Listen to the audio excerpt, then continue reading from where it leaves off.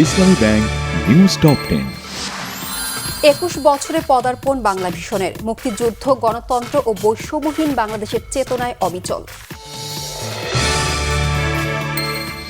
পেশাদার খেলোয়াড়দের রাজনীতিতে না জড়ানোর আহ্বান প্রধানমন্ত্রী তারেক রহমানের।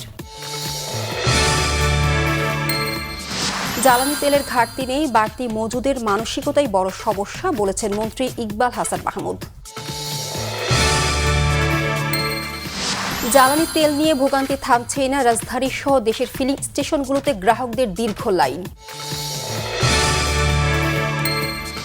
ময়মনসিংহে গেল ১৩ দিনে চিকিৎসাধীন অবস্থায় মারা গেছে হাম আক্রান্ত ৫ শিশু। রাজশাহী মেডিকেলে গত কদিনে মৃত্যু ৩০ শিশুর।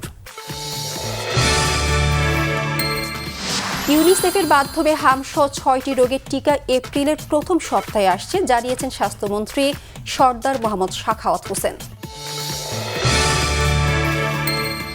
পহেলা বৈশাখ ও বাংলা নববর্ষ ১৪৩৩ উদযাপনের প্রস্তুতি শুরু হয়েছে ঢাকা বিশ্ববিদ্যালয়ের চারুকলা অনুষদে।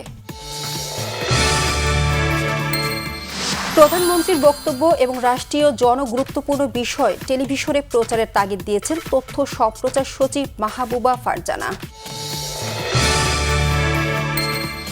প্রাণঘাতী হামলায় দোষী সাব্যস্ত ফিলিস্তিনিদের মৃত্যুদণ্ড বা যাবজ্জীবন কার্যকরে আইন পাশ করেছে ইসরায়েল।